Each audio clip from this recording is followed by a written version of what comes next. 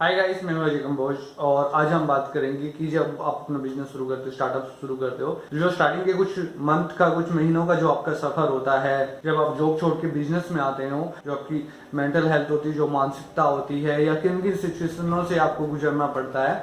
तो उसी के बारे में थोड़ा सा जनरल बात करेंगे। जब भी आप स्टार्ट करते हो, क्या होता है कि उस सिचुएशन को, उस फीलिंग को आपके वर्ड्स में डिफाइन करना तो पॉसिबल नहीं होता, क्योंकि जो वो चीज़ होती है, जो आप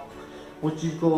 पास आउट कर रहे होते हो, उस चीज़ में से गुजर रहे होते हो, जो आपने महसूस किया होता है, जो आपने वहाँ पे सहा होता है और उस चीज़ को आप कर रहे होते हो, तो उसको आप डिफाइन करना बड़ा ही मुश्किल हो जाता है कि कैसे आप उसको डिफाइन करोगे। अगर मैं मोटे तौर पे कहूँ तो बड़ी ही मेंटल अनस्टेबिलिटी का दौर होता है। जब आप उस दौर से गुजर रहे होते हो तो क्या होता है कि वो कभी आप एक्साइटमेंट से आप जाते हो, कभी आप डिप्रेशन में नीचे जाते हो, कभी आपने हार्ट बीट का पैटर्न नोट किया हो तो बिल्कुल ही आपकी जो फीलिंग्स होती है, आपके जो विचार होते हैं और जो आपकी मेंटल स्टेट होती है, उसका लेवल भी उसी तरह बहुत ही ज़्यादा अप डाउन रहता है। क्या होता है कि कभी कभी जब आपको हमेशा ये लगता है कि आप इसको अब स्टेबल कर जाओगे, 6 महीने बाद कर जाओगे, 2 महीने बाद कर जाओगे, साल बाद कर जाओगे, तो इसी तरह की सिचुएशन रहती है। कभी कभी आपको ऑर्डर मिलने लग जाते हैं, आपकी पेमेंटें आनी शुरू हो जाती है, तो आपको लगता है कि बहुत ही जल्द आप स्टेबल होने जा रहे हो। थोड़े टाइम बाद क्या होता है, क्योंकि जब आप स्टार्टिंग में होते हो तो आपके पास डेली काम नहीं होता, डेली आपके पास ऑर्डर्स नहीं होते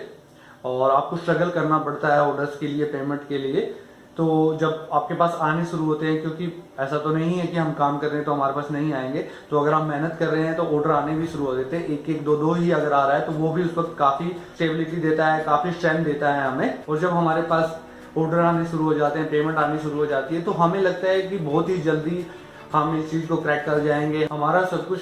स्टेबल होने जा रहा है और हम जल्दी ही सक्सेसफुल हो जाएंगे। और फिर क्या होता है कि 2-4 दिन बाद हमारे पास कोई ऑर्डर नहीं होते और कई दिन लगातार निकल जाते हैं, क्योंकि जब ऑर्डर आते हैं तो एक ही साथ एक दिन में कहीं आ जाते हैं या 2-3 दिन लगातार आ जाते हैं, और जब नहीं आते तो फिर वो कई कई दिन नहीं आते स्टार्टिंग में। तो क्या होता है कि जब हमारे पास ऑर्डर आ रहे होते, पेमेंट आ रहे होते, तो हम एक्साइटमेंट की एक एक्सेस में पहुंच जाते हैं। और जब हमारे पास ऑर्डर नहीं आ रहे होते, पेमेंट नहीं आ रहे थे, आपको सारा दिन खाली बैठ के जाना पड़ता है, आप मेहनत भी कर रहे हो, ट्राई भी कर रहे हो, लेकिन कहीं से पॉजिटिव रिजल्ट नहीं आ रहे हो, तो आप डिप्रेशन की सबसे निचली स्टेज में पहुंच जाते हो। कभी आप एक्साइटेड हो जाते हो, कभी आप डिप्रेस हो जाते हो, तो वहां पे आपको अपनी मेंटल स्टेबिलिटी बहुत ही ज़्यादा जरूरी हो जाती है। तो इस चीज़ को हम इसी चीज़ में समझ सकते हो, कभी आप एक्साइटमेंट की हद में जाते हो, कभी आप डिप्रेशन के बिल्कुल निचले स्तर पे चले जाते हो। तो अगर मैं स्टार्टिंग के कुछ मंथ की बात करता हूँ तो ये चीज़ें आपको कॉमन हो जाती है। यहाँ पे आपको अपने आप को बहुत ही ज़्यादा मेंटली स्ट्रांग रखना पड़ता है। तो इस टाइम में आपको सिर्फ वही मदद करता है जो आप पढ़ते हो,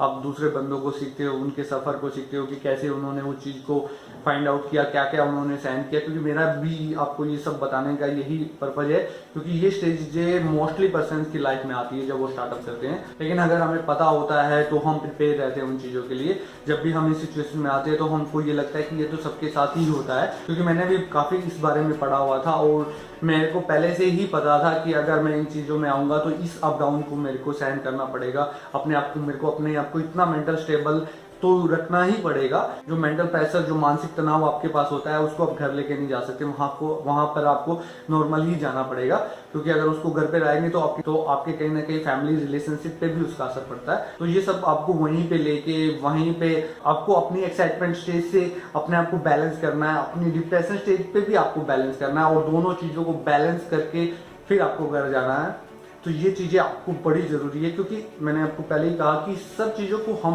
वर्ड्स में उतनी अच्छी तरह डिफाइन नहीं कर सकते, एक्सप्लेन नहीं कर सकते जिस तरह हम उसको वहाँ पे सह रहे होते हैं, उसे पास आउट हो रहे होते हैं। तो अगर हम सीधे वर्डों में आपको समझाऊँ तो आपको डिप्रेशन की स्टेज में अपने आप को अप रखना है और एक्साइटमेंट की स्टेज में अपने आप को स्टेबल रखना है, आपको डाउन रखना है अपने आप को। अगर आप जितना इसको बैलेंस कर पाएंगे उतना ही आपके लिए आसान हो जाएगा अपने स्टार्टिंग कुछ मंथ्स को, कुछ ईयर्स को पास आउट करना। लेकिन ऐसा नहीं है कि आप जब उस स्टेज को पार कर पाओगे तो आप के पास फिर कोई टेंशन नहीं होगी, वो रेगुलर आती रहेगी। लेकिन क्या होता रहता है कि जब हम उन चीज़ों को हैंडल करना सीख जाते हैं तो जो वो प्रॉब्लम हमें रेगुलर बेसिस पे आती रहती है, लेकिन जब हम उनको सहना सीख जाते हैं तो वो हमारे लिए छोटी होनी शुरू हो जाती है, तो उनका हमारी लाइफ में ज़्यादा असर नहीं पड़ता। आज भी हमारे पास वो सिचुएशंस आती है, लेकिन क्या होता है कि अब हम उनके यूज टू हो चुके हैं, तो अब वो हम पे असर नहीं डालती। लेकिन स्टार्टिंग में वो हम पे बहुत ज़्यादा असर डालती थी, हमारी मेंटल सिचुएशन पे, हमारी मानसिक स्थिति पे उसका बहुत गहरा असर पड़ता था। और ये तो आपका प्रोसेस है, क्योंकि मैं पहले भी